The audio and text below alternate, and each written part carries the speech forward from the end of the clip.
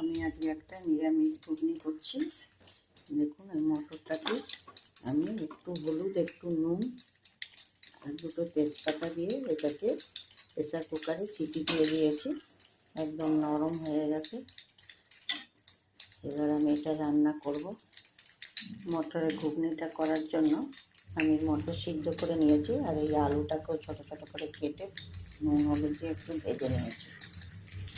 কড়াতে সর্ষের তেল দিয়ে তার মধ্যে আমি দুটো তেজপাতা দিয়েছি। এর মধ্যে গোটা গরম মশলা একটু ফোড়ন দিয়ে দিলাম। গরম মশলার মধ্যে দারচিনি আর এলাচ দিয়েছি।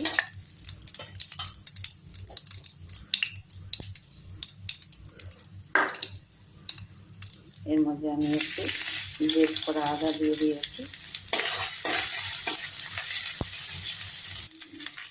আদাটা আমার হয়ে গেছে। এর মধ্যে একটা টমেটো কেটে দিলাম। এর মধ্যে আমি একটু গুঁড়ো মশলা অ্যাড করছি। একটু লঙ্কার গুঁড়ো নিয়েছি, একটু হলুদ গুঁড়ো নিয়েছি, একটু নুন নিয়েছি, একটু চিনি নিয়েছি। যেহেতু আমার এটা নিরামিষ, আমি এই গুঁড়ো মশলাটা দিয়ে করবো। এর মধ্যে একটু জল দিয়ে দিলাম।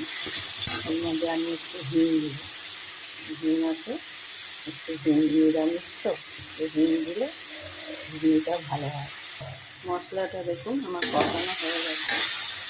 এটা আমি একটু ধনে পাতা দিলাম। নিরামিষ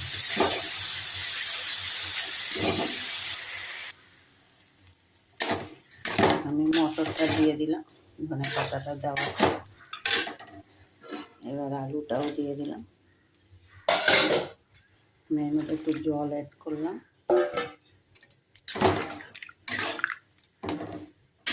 এবার ফুটে উঠলে কমপ্লিট হয়ে যাবে। আমি এখানে একটু ভাজা গুঁড়ো মশলা নিয়েছি। ধনে, জিরে, মৌরি আর একটু গরম মশলা আছে, একসঙ্গে ভেজে দিয়েছি, তার গুঁড়ো করে নিয়েছি। আর এটা একটু কসুরি মেথি আছে, আমি 1-2 মিনিটের মধ্যে দিয়ে দেবো। দেখুন এটা ফুটে উঠেছে। এর মধ্যে আমি দিয়ে দিলাম। আর লাস্টে একটু আমি এর মধ্যে আবার একটু ধনে পাতা দিয়ে দিলাম। এটা আমার এখন কমপ্লিট। এটা হয়ে গেছে। এইভাবে বানালে নিরামিষ ঘুগনি খেতে কিন্তু খুবই টেস্ট হয়। দেখুন আমার ঘুগনিটা হয়ে গেছে। এটা নিরামিষ ঘুগনি, নিরামিষের দিনে বানিয়ে ফেলবেন। এটা আমাদের রাতেও খেতে পারবো, সকালেও খেতে পারবো। রুটি দিয়ে বা পরোটা দিয়ে বা লুচি দিয়ে সকালের ব্রেকফাস্টও হবে আর রাতের ডিনারও খেতে পারবেন।